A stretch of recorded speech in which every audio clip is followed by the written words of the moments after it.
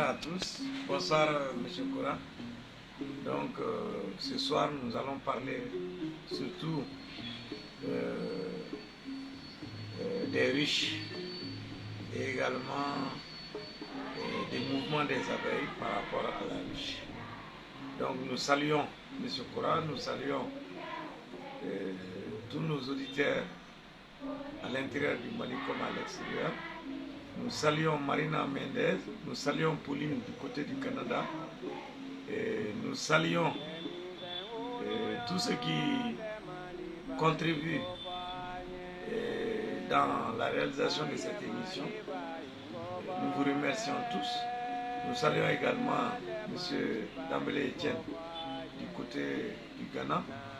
Et aujourd'hui, nous allons parler surtout de la ruche. Maintenant, pour la conception de la ruche, vous savez, en Afrique, surtout au Mali, on a généralement une caractérisation des ruches par leur forme et par leur matériel de confection. Par la forme, nous avons les ruches traditionnelles cylindriques avec deux ouvertures. Nous avons des ruches coniques avec une seule ouverture, mais aussi des ruches circulaires qui sont faites à base de gourdes. Les gourdes pour transporter de l'eau. Donc les gourdes se font même un peu rares maintenant. C'était comme les calebasses avant qu'on ne les découpe.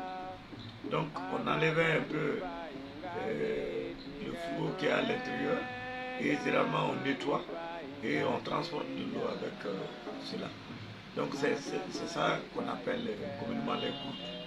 Donc ces gourdes-là sont amorcées par la fumigation. C'est-à-dire on utilise des produits qui attirent des abeilles donc pour l'amorçage. Donc l'amorçage va consister à mettre de la fumée ou de la bouse de vache ou même des fruits.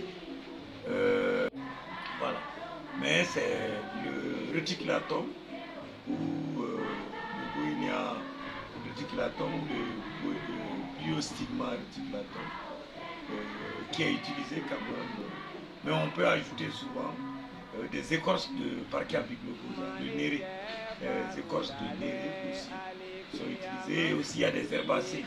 La plupart des herbacées qui sentent bon peuvent servir généralement à cela. Voilà. Donc, quand nous considérons ces fruits à arôme agréable, donc il y a des gens qui utilisent même l'ananas squamosa. Voilà. Donc,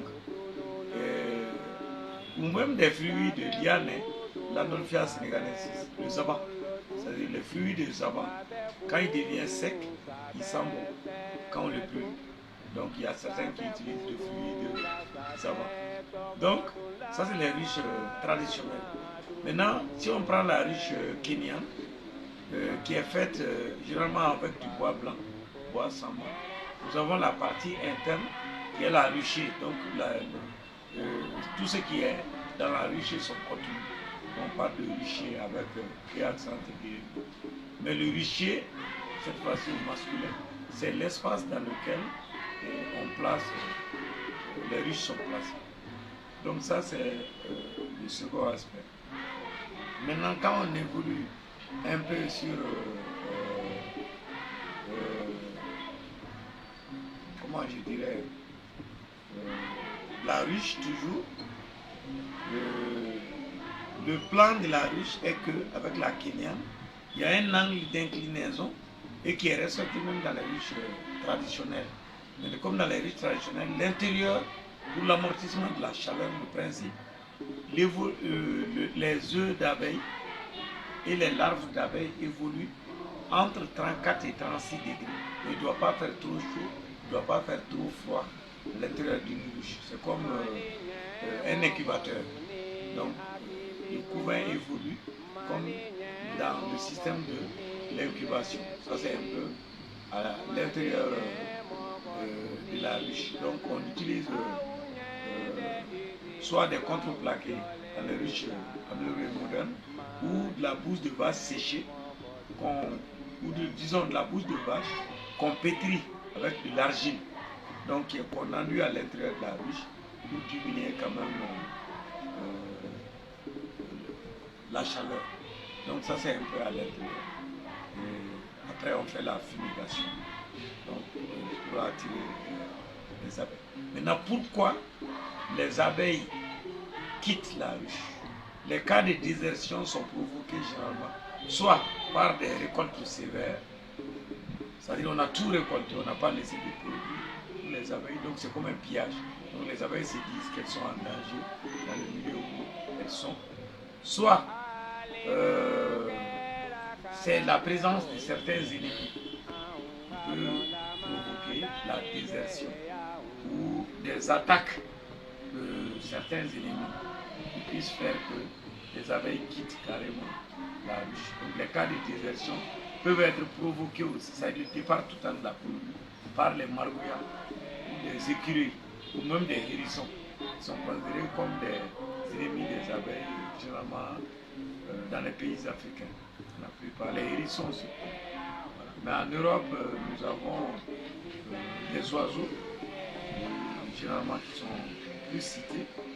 Il y a les guépiers aussi, certains ennemis qui sont les causes du départ total des abeilles, les raisons pour lesquelles les abeilles quittent la ruche. Donc pratiquement, il y a le plan des ruches, il y a les formes de ruches, il y a les types de ruches. Bon, les ruches européennes sont les ruches modernes ou ultra-modernes.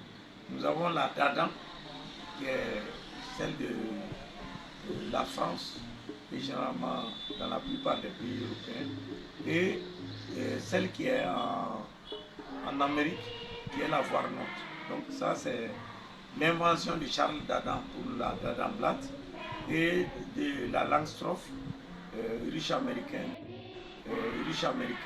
inventée par Lorenzo Langstroth. Ce sont ces ruches qui sont généralement citées. Mais qu'à cela ne tient, toutes les ruches que nous avons dans le monde ont été basées sur le principe de la première ruche, qui était un panier fabriqué par les Grecs. Ce panier s'appelait Vraski. Vraski est la première ruche fabriquée par les Grecs. Donc, si on peut citer la première ruche que l'homme a utilisée, c'est en réalité la Vraski. Donc, c'est ce que nous avions à communiquer ce soir. Nous remercions Pauline du côté du Canada, nous remercions Marina Menez et merci pour les contributions et nous disons à bientôt. Merci.